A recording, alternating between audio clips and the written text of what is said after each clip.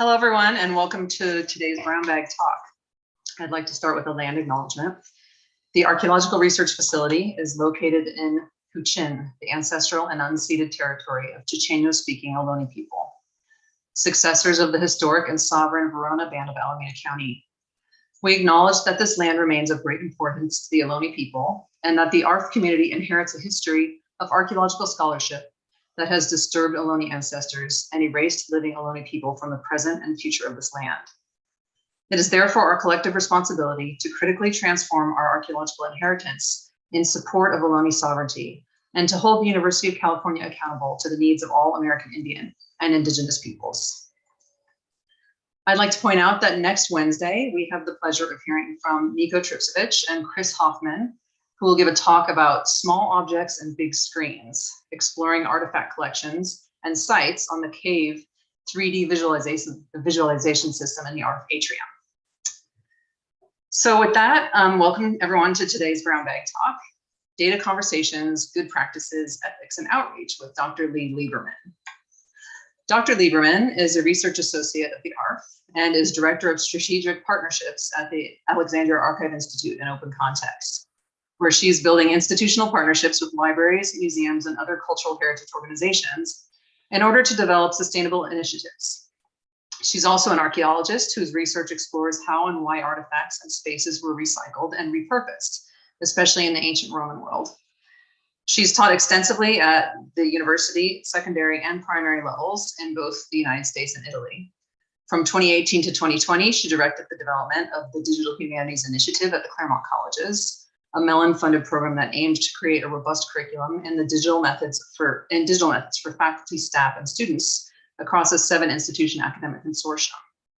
She currently serves as the manager of data and information resources for the Pompeii Archaeological Research Project, Porta Stabia, where she's leading the publication of the artifact assemblages from the excavation, as the head of materials for the Tharos Archaeological Research Project, and as the data management director for the American excavations at Morentina Contrada Agnese project.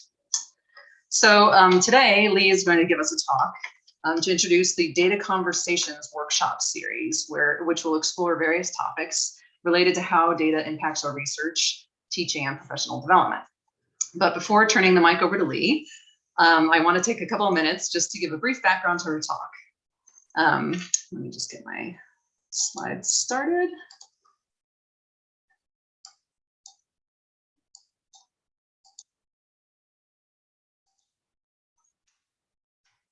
So this work is supported by a grant from the Andrew W. Mellon Foundation as a match to an NEH Challenge grant that the Alexandria Archive Institute received in 2019.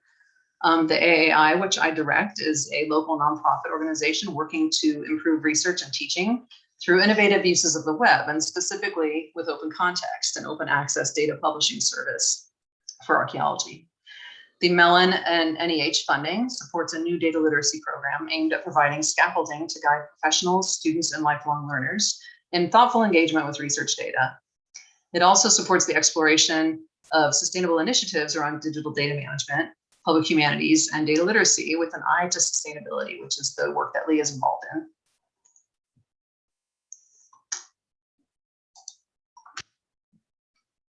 So this is just an overview of the topics that Leigh is going to cover in today's talks, but I wanted to take a brief opportunity to do some introductions and give, as I said, a little bit of background. I'd like to introduce you to the rest of the team that we're representing today. If you're able to attend subsequent programming in the Data Conversations workshop series, we're hoping that some of them might be able to make an appearance, especially concerning one of our current work in our data literacy program, which is led by Megan and Paulina here. And this is the launch of the Digital Data Stories project. If you're immediately curious about this project, and to sort of find out more about it, check out our blog on our website for more information. So why be data literate? Through our work as archaeologists, we produce, clean, analyze, and translate data. This is well represented by the types of activities that most of us perform, from artifact analysis to aerial survey to excavation, etc. It's also well represented in the types of records that we create, from notebook narratives to lists of finds, from photographs of specific artifacts to illustration of entire typologies. It follows that with so many opportunities for data creation that we should be data literate, or at least well-versed in the practices that involve data. As you may know, many of you may know from recent headlines and probably from signing petitions and taking other action, many archaeology programs and the humanities more broadly are struggling with losses of institutional support. This is well illustrated by news and headlines like these that seem to be a more frequent occurrence as of late. People who control flows of money are suspicious of the humanities and social sciences, and they push a narrative that we're irrelevant to a high-tech society and economy. But we think that's exactly wrong. A high-tech, data-driven society absolutely needs perspectives from the humanities and the social sciences. The humanities and social sciences teach appreciation for diversity, complexity, and agency, as well as skepticism about biases and ideological blind spots. That kind of awareness needs to be brought to data. So our data literacy program seeks to demonstrate the value of humanities and social sciences perspectives in interpreting data. That's what we mean by data literacy. It's not just about technical skills, but thinking how to use those technical skills appropriately and with much greater self and contextual awareness. So another aspect of this work is just very practical. We're trying to build capacity in archaeology to create and reuse data more effectively. There's so many horror stories, costs, and missed opportunities around data. So data management, sharing, and reuse all need greater professionalism. A bottleneck that many projects currently face is relying on just one data manager position, which is often filled by a student who eventually moves on, and then everything falls apart. We all collect data, so we should all have some skills at working with data, rather than outsourcing the role to a single individual. Furthermore, broader skills-based learning outcomes will enable us to attract students that may not otherwise share our passion for material culture or the ancient world. This is especially important because many of our students are not going to become archaeologists in the end. In fact, it's arguably a good thing for more back and forth circulation between the academy and other career sectors. We want our academic, humanities, and social science perspectives to have a wider impact in other institutional settings. We should also welcome people to come back to academic roles after other types of work experience. Data literacy, thus, promises to help us in higher ed become less insular. So with that, I will turn the mic over to Leigh Lieberman to talk about the what and the why of data literacy. Great, thank you, Sarah. While I get my slides set up, I just want to note I am Zooming in today from my classroom on the Pomona College campus, and I want to acknowledge the Tongva as the traditional caretakers of the land that I am on right now. As someone who resides on unceded Indigenous land, I recognize that I have and continue to benefit from the use and occupation of this land, and I honor not only the history of this land, but also the Tongva people that are thriving members of our community today. So Sarah provided a fantastic introduction to why we think this is so important and why we're embarking on this data literacy campaign at Open Context. So I want to build on that by starting off with just a few definitions. Everyone likes some definitions to ground the work that we're going to do. So the first one is just a definition of data. It's probably a word we throw around all the time, but might not know exactly what it means. We consider data an object, variable, or piece of information that has the perceived capacity to be collected, stored, and identifiable. Data literacy, it follows then, is the ability to engage constructively through and with data. In other words, data literacy refers to the ability to read, to work with, to analyze, to argue with data. Data itself can be structured and unstructured. Data can be big or small. Data can be quantitative or qualitative. And one of the aspects of data that we're going to keep coming back to over the next 45 minutes or so is its broader social context and how data without collaboration, how data without a social understanding is really missing a lot of its point. So Sarah spoke earlier about what's at stake for us as archaeologists with respect to data literacy. And I just want to build on that a little bit to stress that data literacy really isn't an all or nothing badge that you're going to earn at some point in your career. Ultimately, I think one of the most important takeaways is that data literacy is not about learning these specific tools or techniques, but it's rather about developing comfort around data and a familiarity with good data practices. Data literacy, to that end, does require practice. A great metaphor that one of our colleagues, Paulina, shared with us last week is that learning the principles of data literacy is like learning the alphabet, but you're still going to need to practice writing words, and you're still going to need to practice writing sentences. So it's all about that practical and practice element. Also, I think it's important to remember that you don't need to know how to do everything, but I think you owe it to yourself to start to familiarize yourself with the range of what is possible around data, the kinds of vocabularies and tools and systems that can help you learn how to develop these skills. That way, when the what and the how of data literacy change, the why and the principles that ground us can really stay consistent for us. So turning from the what and the why, then I want to look at open and restricted data. Open data refers to research that is freely available on the internet, permitting any user to download, copy, analyze, reprocess, or use without any barriers, any real barriers that are inseparable from gaining access to the web.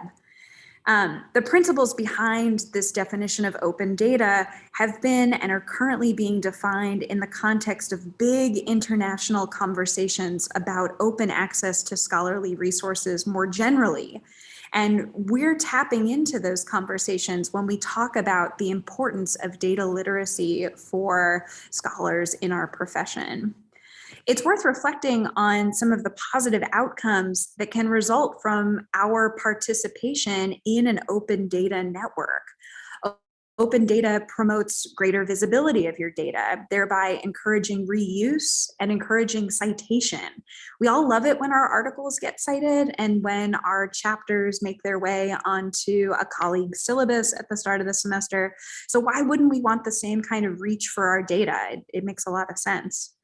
Moreover, if you have access to other people's data, you've got access to models for your own data sets, which can promote better data creation.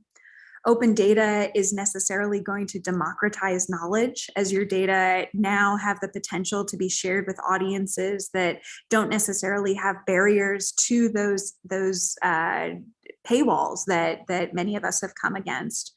And finally, open data can also promote collaboration between groups that might not otherwise know about each other's work. And I think even about all of the different types of disciplinary foci that are represented in a place like the ARF. I think all too often we get stuck in our own disciplinary silos, and just having the ability to access data and to really explore what other people are publishing and putting out there promotes collaboration in ways that we might not have even been able to think through yet. However, all of these potential outcomes require training, require an understanding of the ethical landscape around data practices and data curation and access to data. An organization like Open Context provides services for publishing data that can and should be open, but we readily acknowledge that open isn't a possibility for all data.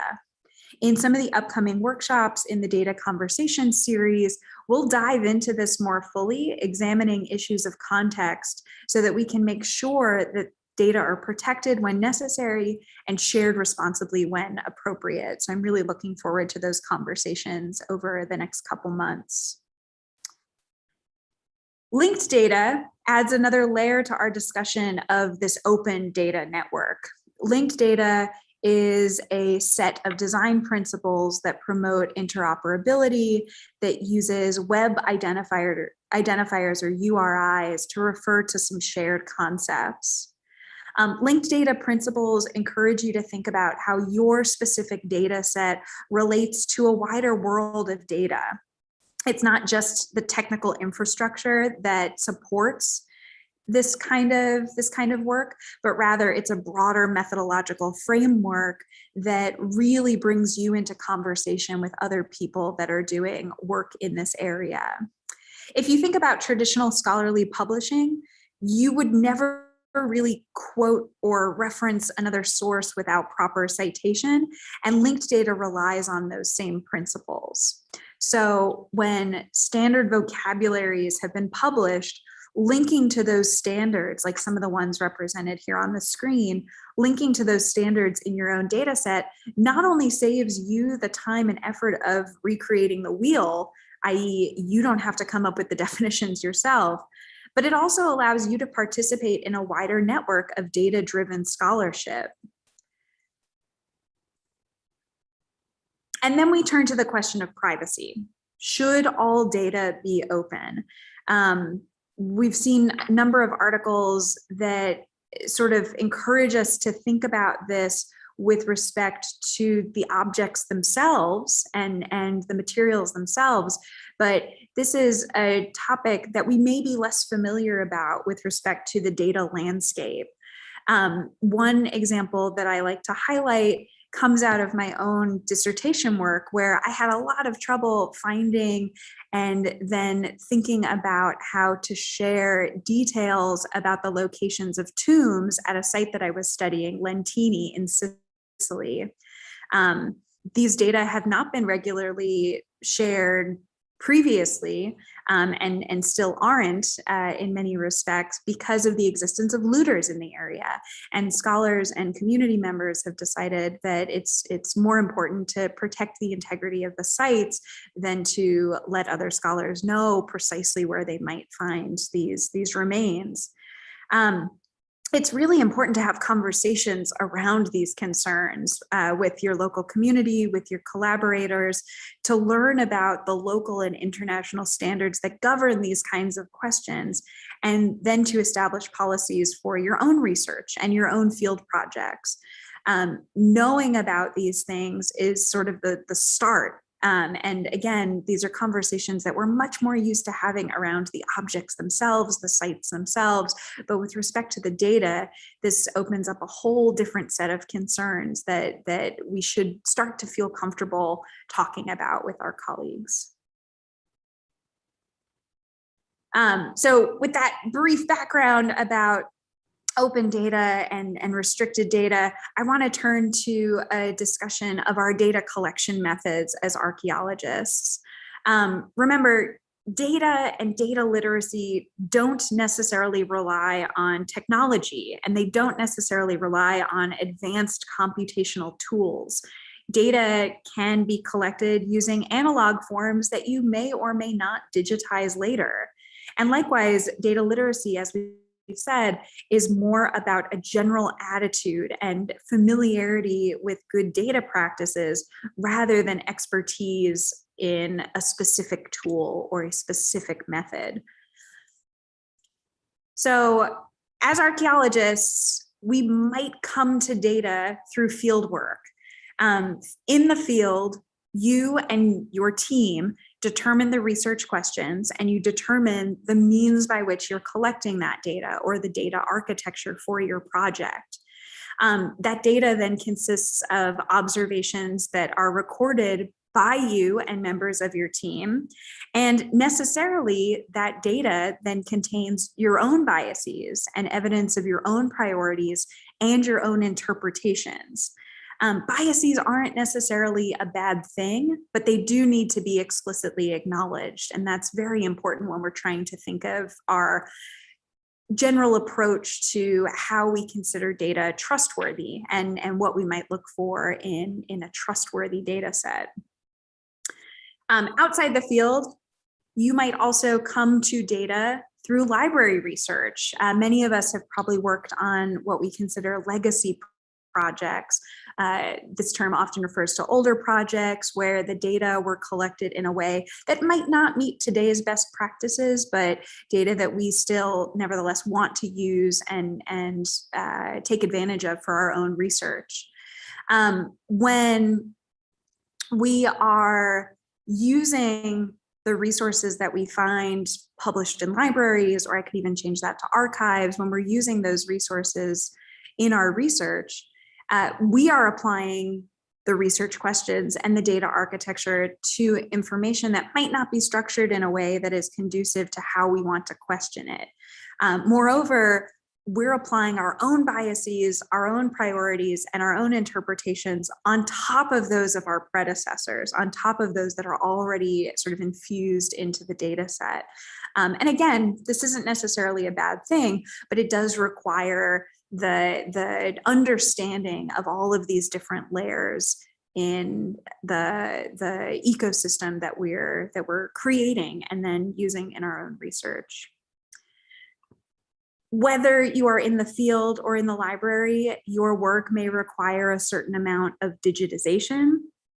Digitization practices are governed by their own set of standards that are usually managed by our colleagues and collaborators in libraries and archives and visual resource collections. And this, I think, really highlights the fact that in our movement towards becoming data literate, we are not in this alone. It goes back to the idea that you don't have to be an expert in everything, but it helps to know what the possibilities are and what the range of resources out there are.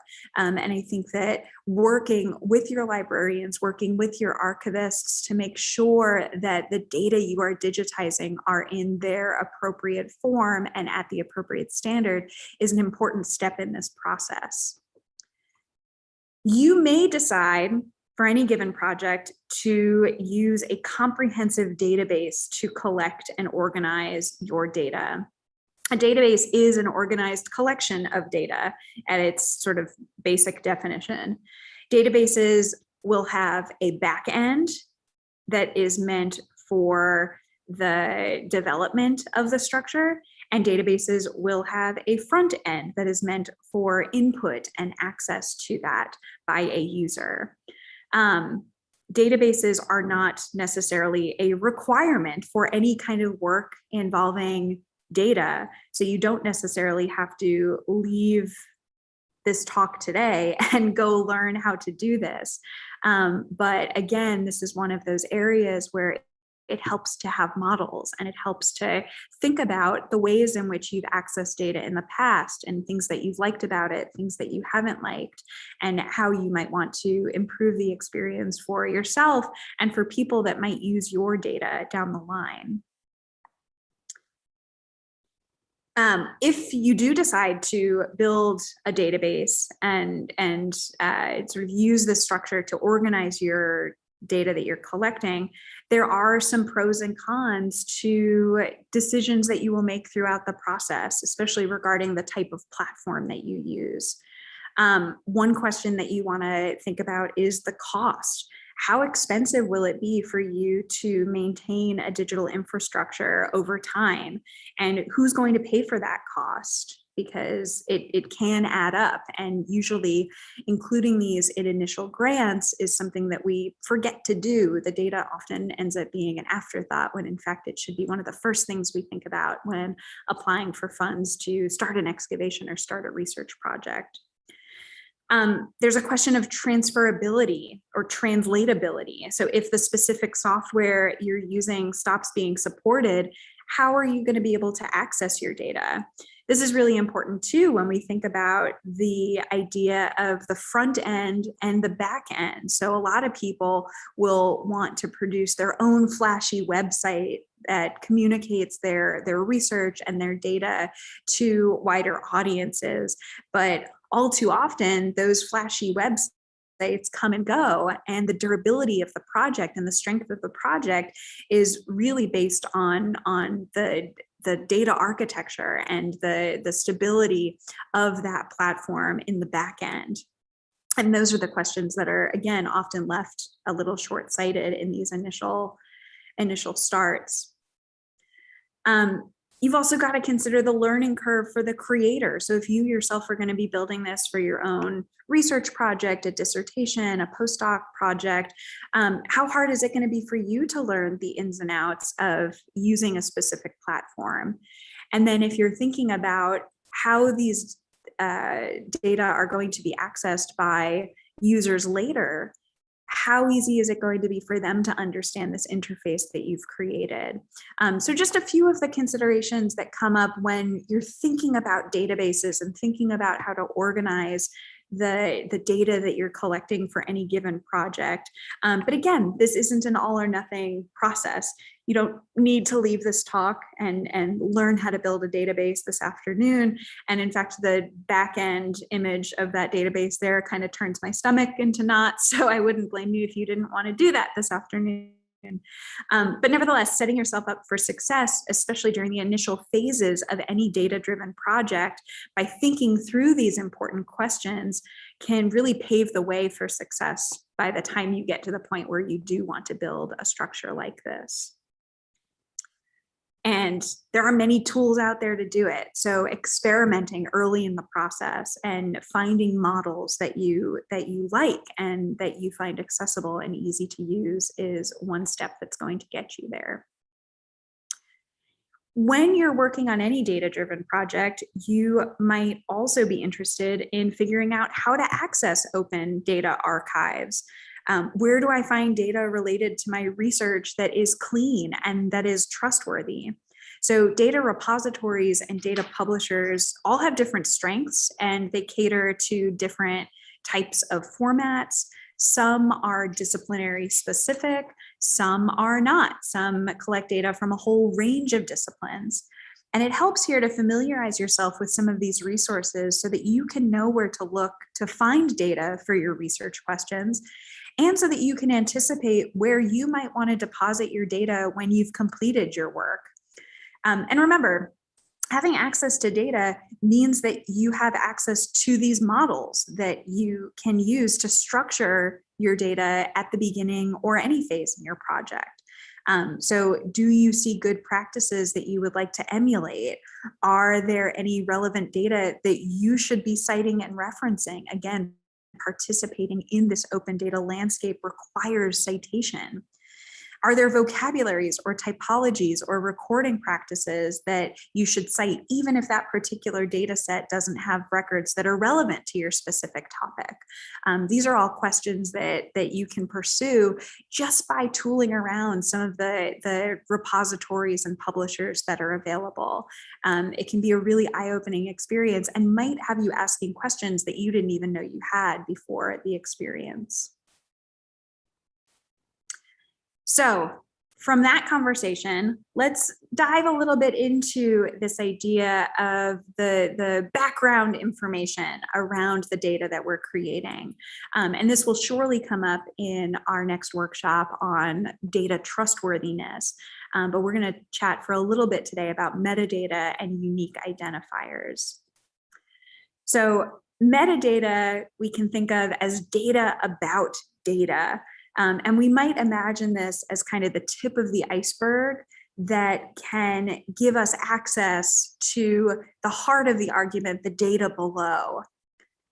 There are three main types of metadata if we want to organize them based on the things they can tell us about the data. Those are descriptive, administrative, and structural metadata.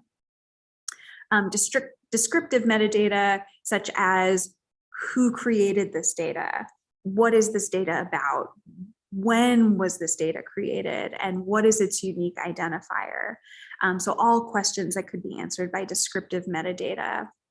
Administrative might answer the questions, who owns this data? Who gives access to this data? And how can this data be used? And then structural metadata might answer the questions of how is this data set organized? What version of the data is this? And what other resources do you need to interpret or access this data? And again, these are the sorts of questions that you'll begin to think about and you'll begin to sort of suss out, does the data set that I found answer these when you start to question the trustworthiness of a particular data set and when you start to design your own data sets to be trustworthy. It's also useful to think about traditional knowledge labels. Traditional knowledge labels are an important resource that can sort of either supplement the way we think about metadata with the definition that I provided, or can actually serve as an alternative to metadata. So traditional knowledge labels identify and clarify community-specific rules and responsibilities regarding access and future use of traditional knowledge. And these were created in sustained partnership and testing with Indigenous communities across multiple countries. TK labels then offer community-based alternatives to the metadata standards that you might see in traditional catalogs and traditional repositories. And it's noted that TK labels are a relatively new thing.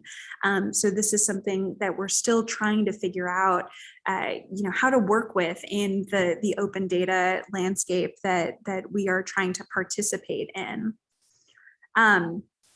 Ultimately, TK labels acknowledge the fact that data cannot be created and managed solely from the outside, so to speak, and they allow us to really zone in on the wider social impact of and the roles played by research data.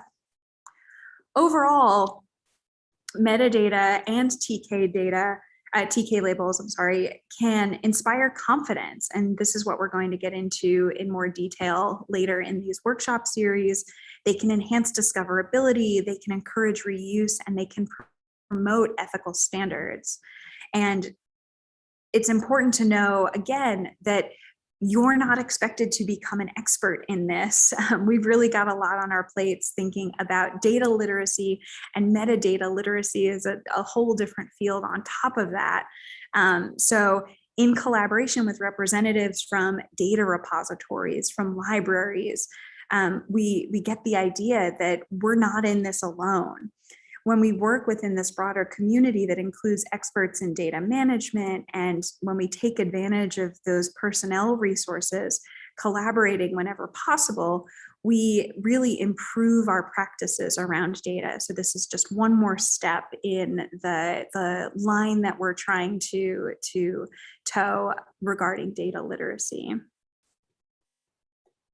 Unique identifiers are another element that can really inspire the confidence in a data set in a variety of ways. So unique identifiers are going to ensure the individuality of each record in the data set that you're creating or the data set that you are using. So think about this in the context of an archaeological project where you might have a ceramicist who is numbering sherds and a zooarchaeologist who is numbering bones. If they both have a numerical sequence of objects, that can probably get incredibly confusing, especially for individuals who are not directly affiliated with the project. So unique identifiers allow us to all stay in a system where we understand what the other is talking about. So unique identifiers come in the local variety, and this you can think of as the number that is internally defined and internally consistent. These are often human readable, so that even as an outsider, I could come to this site and probably understand that pottery 211 refers to a particular vessel or a particular sherd. Universally unique identifiers are kind of a step above this, and universally unique identifiers draw from standards that are published by the Open Software Foundation. These are typically not human readable. I wouldn't want to refer to the sherd every time I talk about it by that long string of numbers, but these are numbers that you more readily see on the back end of any database structure to keep the back end organized, but not necessarily meant to be read by the users. Persistent identifiers, or here you've got an example of an archival resource key. These have two really important things about them. The first is that in a technical sense, persistent identifiers facilitate interoperability. So they give clues about the data and concepts that it may reference and recording schema that may be shared between different data sets. So technically, they are very important, but also in a social sense, persistent identifiers are useful for citation, the goal and one of the goals in all of this. And they allow us to situate our own data within a wider context of related information, which is ultimately not only our professional, but also our ethical responsibility as researchers. And using that then to think briefly about some of the ethical considerations that go into this discussion that we've had today. We've touched on some of these already, the big questions like, can I collect this data? Should I publish this data? Am I being collegial in how I'm citing others? How I'm using established community standards to organize my data? Data ethics is a field in and of itself. And again, while we're not required to become experts in this area, understanding and building up a familiarity with some of the principles that I'm going to highlight is really incredibly important for us in our journey towards data literacy. And we may already have some background in this area. So as an archaeologist, I was much more familiar with some of the conversations around what kinds of objects can and should be displayed in museums. And it makes sense that similar ethical principles may apply to the data concerning those objects as well. So I want to end with a discussion of just two sets of framing principles that can guide how we work with data. The first is the FAIR principles. FAIR is a stakeholder-driven initiative to make data findable, accessible, interoperable, and reusable. And these are great. These are wonderful sort of rules to strive towards. But in many ways, this isn't enough. FAIR has rightly been criticized for focusing exclusively on increased data sharing while ignoring some of the power dynamics and historical contexts. This creates a tension, especially for Indigenous peoples, who are also asserting greater control over the application and use of Indigenous data and Indigenous knowledge for collective benefit. So in light of those criticisms, the CARE principles come out of this context. The CARE principles focus on collective benefit, authority to control, responsibility, and ethics guiding our work around data. And learning more about these is an aspect of any data literacy trajectory. But again, it's not all or nothing. So making small adjustments to your habits and your practices to make sure that they reflect these principles now will go a long way to you fully mastering them down the road. And the key point here, again, is the social context of data. Understanding of context really needs to drive our decisions around making data open or keeping them restricted. And community archaeology practices may be one of the best ways to gain that contextual understanding, to know the kinds of communities that you're working with and the standards that they put forth for how they handle not only the objects and the sites, but also the data around those things. We often think, just like with my slide before, it doesn't all have to be digital. It can be digital and analog. We can still do good things if we're using paper. And the same thing is true about data practices. Open isn't inherently good, and it's not inherently in opposition to promoting Indigenous data sovereignty. It's going to boil down to the context around all of this and thinking through the particulars of any situation, and really just being open to asking the questions around this. This familiarity with the kind of work that is required to do data well and to become data literate is really the first step in our journey.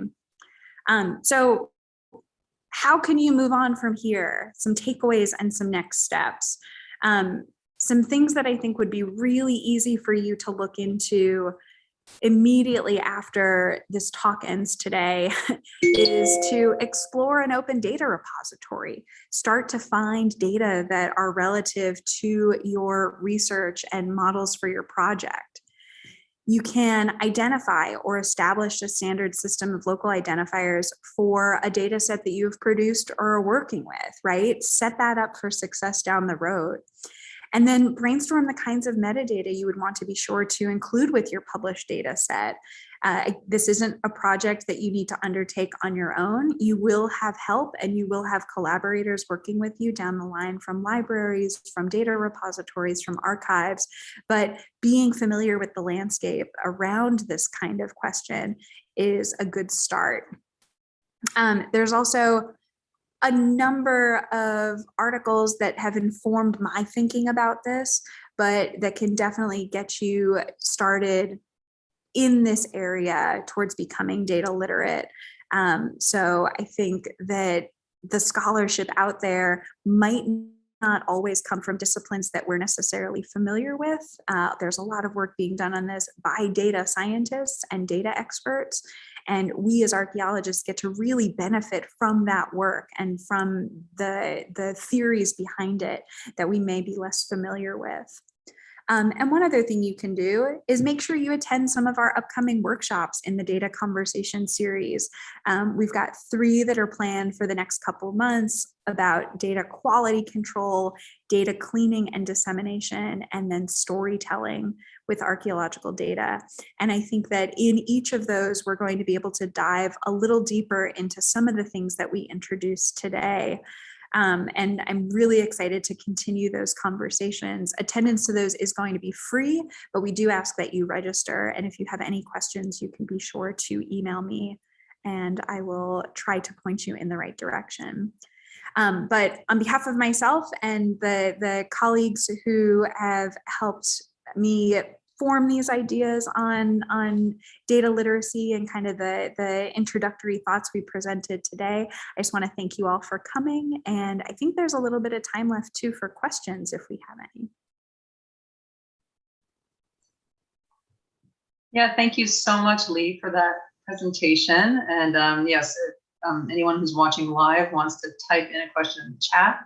This is your chance, but there's a little lag, so I'll leave a few moments for any questions to come in. But in the meantime, I had a couple of sort of question-y comments that I wanted to add. I really appreciate your discussion of the TK labels and the fair and care principles. I think that community archaeology, the points that you made about community archaeology are really, and sort of the practices around that are exactly what's needed and sort of implementing the TK labels appropriately. And at least in my own experience in this area, I feel like the FAIR principles are just something that's starting to be discussed in archaeology, and people are trying to explore how can we address these. And the care principles are absolutely something that's needed along with the FAIR principles. And I haven't seen them discussed quite as much, and I haven't seen the application of TK labels thus far in these types of contexts that we work in. And from an open context perspective, we could totally implement TK labels, and we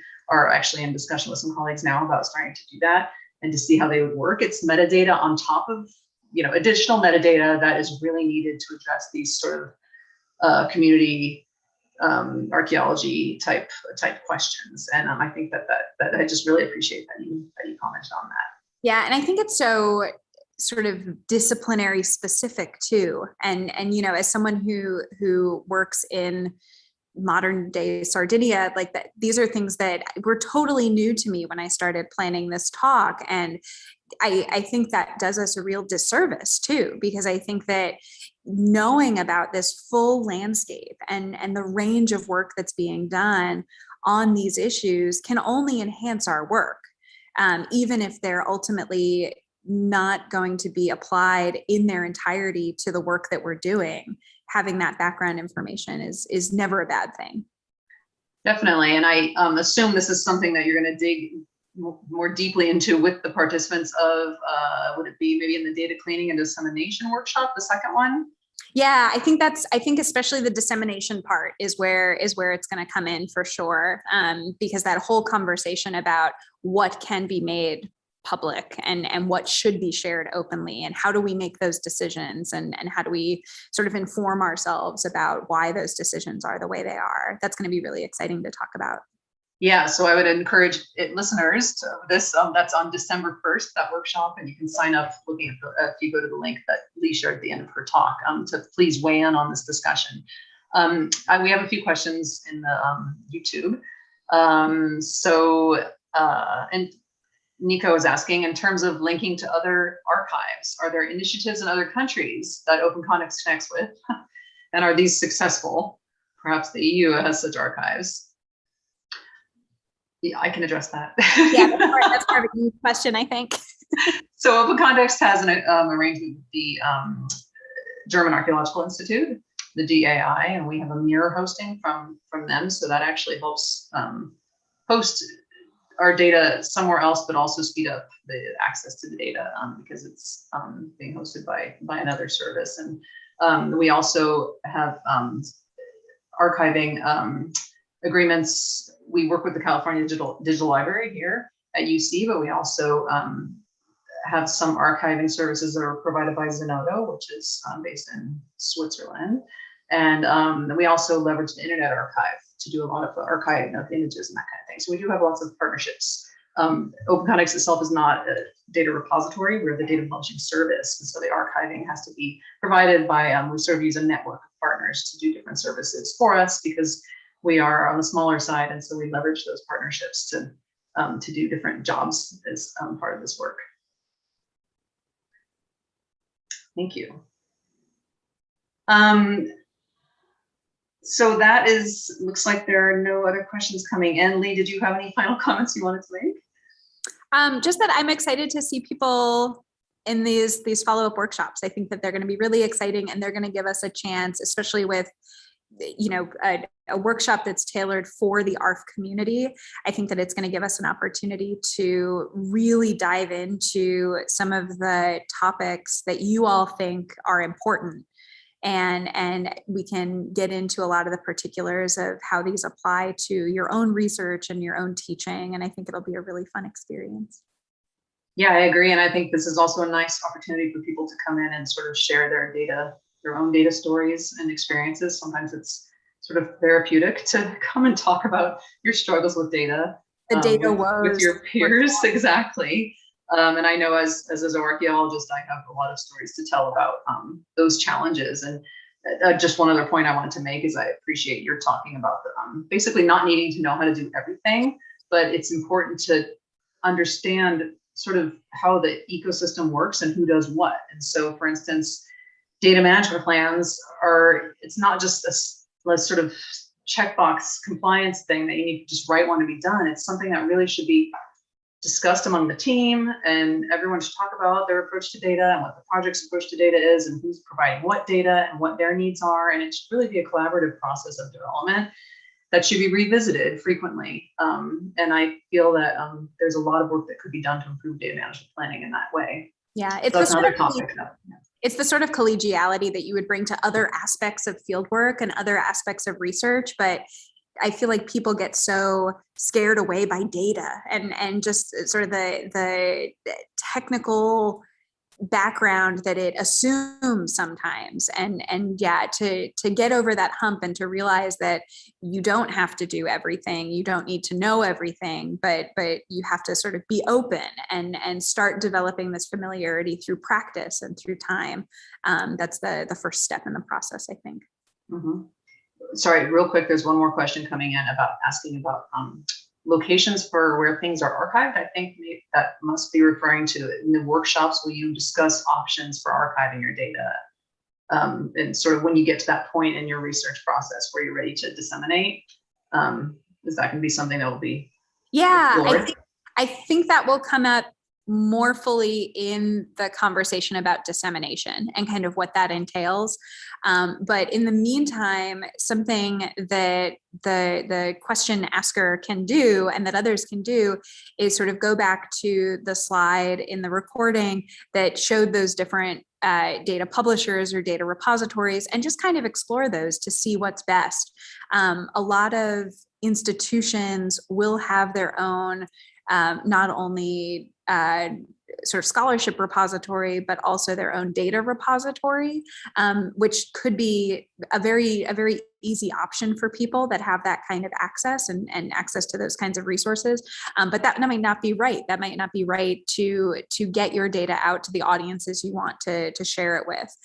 So looking at some of the disciplinary specific repositories, looking at one of those bigger institutions like Zenodo could be really informative as you're thinking through what you might want to do with your own data. Okay, well, thank you very much, Leigh. We'll look forward to the follow-up workshops. Thanks Great. for coming to join us today. Great, thank you, Sarah. Okay, bye-bye.